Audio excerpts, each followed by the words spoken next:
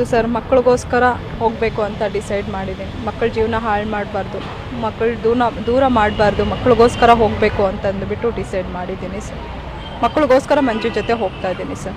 ಸರಿ ಹೋಗುತ್ತೆ ಅಂತ ಅಂದ್ಕೊಂಡಿದ್ದೀನಿ ಸರ್. ನಂಬಿಕೆ ಇಟ್ಟು ಹೋಗ್ತಾ ಇದ್ದೀನಿ.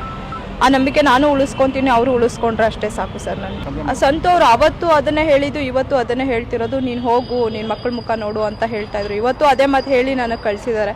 ಹಾಗಾಗಿ ನನ್ನ ಮಕ್ಕಳಿಗೋಸ್ಕರ ನಾನು ಹೋಗ್ತಾ ಇದ್ದೀನಿ ಸರ್.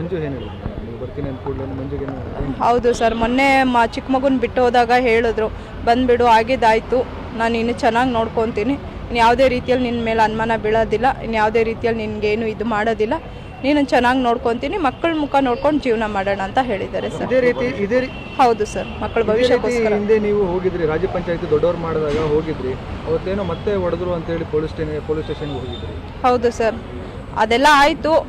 ಬಟ್ ಇವಾಗ ಮಕ್ಕಳಿಗೋಸ್ಕರ ಹೋಗಬೇಕು ಅಂತ ಡಿಸೈಡ್ ಮಾಡಿ ಏನೋ ಒಂದು ನಂಬಿಕೆ ಇಟ್ಟು ಹೋಗ್ತಾ ಇದ್ದೀನಿ ಸರ್.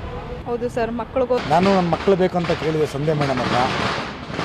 ನನ್ನ ಮಕ್ಕಳು ಬಂದಿದ್ದಾರೆ, ನನ್ನ ಹೆಂಡತಿ ನನ್ನ ಹತ್ರ ಇದ್ದಾರೆ, ಅರ್ಥ ಆಯ್ತಾ? ಎಲ್ಲ ಮರೆತು ಹೊಸ ಜೀವನ ಮಾಡ್ತೀರಿ, ಮಕ್ಕಳಿಗೋಸ್ಕರ ಜೀವನ ಮಾಡಬೇಕು.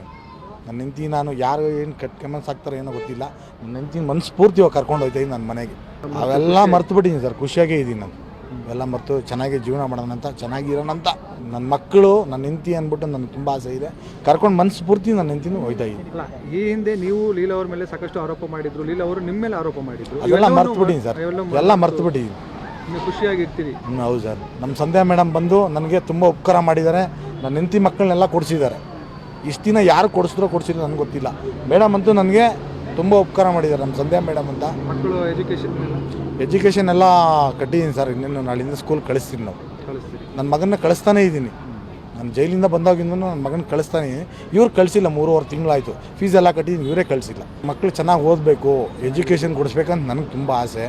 ಇವ್ರು ಏನೋ ತಪ್ಪು ಮಾಡ್ಕೊಂಡು ಹೋಗ್ಬಿಟ್ಟಿದ್ದಾಳೆ, ತಿದ್ಕೊ ಬಂದಿದ್ದಾಳೆ, ಸಂಸಾರ ಮಾಡ್ತೀನಿ ಅಂತ ಹೊಸ ಜೀವನ ಮಾಡ್ತೀರಿ ಸರ್. ಆ ಮಕ್ಕಳ ಮುಖ ನೋಡ್ಕೊಂಡಾದ್ರೂ ಹೋಗು, ಆ ಮಕ್ಕಳ ಜೀವನ ಹಾಳಾಗೋದು ಬೇಡ ಅಂತ ನಾನು ಸ್ಟಾರ್ಟಿಂಗಿಂದನೂ ಹೇಳಿದೆ. ಇಲ್ಲ, ನನಗೆ ನೀನೇ ಬೇಕು ಅಂತ ಬಂದರು. ಅದಾದಮೇಲೆ ತಿರ್ಗಾ ದೊಡ್ಡ ಗಲಾಟೆಗಳೆಲ್ಲ ಆಯಿತು, ಅದೆಲ್ಲ ಇನ್ನೂ ವೈರಲ್ ಆಯಿತು. ಅದಾದಮೇಲೂ ನಾನು ಹೇಳಿದ್ದೀನಿ. ಸರಿ, ಇವಾಗ ಅವರೇ ನಿರ್ಧಾರ ಮಾಡಿಕೊಂಡು ಆ ಮಕ್ಕಳಿಗೋಸ್ಕರ, ಮಕ್ಕಳ ಭವಿಷ್ಯಕ್ಕೋಸ್ಕರ ಹೋಯ್ತೀನಿ ಅಂತ ನಿರ್ಧಾರ ಮಾಡಿಕೊಂಡು ಅವರೇ ಗಟ್ಟಿ ನಿರ್ಧಾರ ಮಾಡ್ಕೊಂಡು ಹೋಯ್ತಾ ಇದ್ದಾರೆ. ನಾನು ಇನ್ಯಾವತ್ತೂ ಅವ್ರ ತಂಟೆಗೆ ಹೋಗೋದಿಲ್ಲ, ಅವ್ರ ಸಹವಾಸ ನಾನು ಮಾಡೋದಿಲ್ಲ ಸರ್. ಅವರು ಎಲ್ಲೋ ಹೋಗಿ ಚೆನ್ನಾಗಿ ಇದ್ಕೊಳ್ಳಿ ಅಷ್ಟೇ. ಕಳಿಸ್ಕೊಡೋಕೆ ನಾನು ರೆಡಿ ಇದ್ದೀನಿ ಸರ್. ಅವರೇ ಹೋಗೋಕೆ ರೆಡಿ ಇದ್ದೀನಿ ಅಂದಮೇಲೆ ನಾವು ಧಾರಾವಾಳಕ್ಕೆ ಕಳಿಸ್ಕೊಡ್ತಾ ಇದ್ದೀನಿ ಸರ್.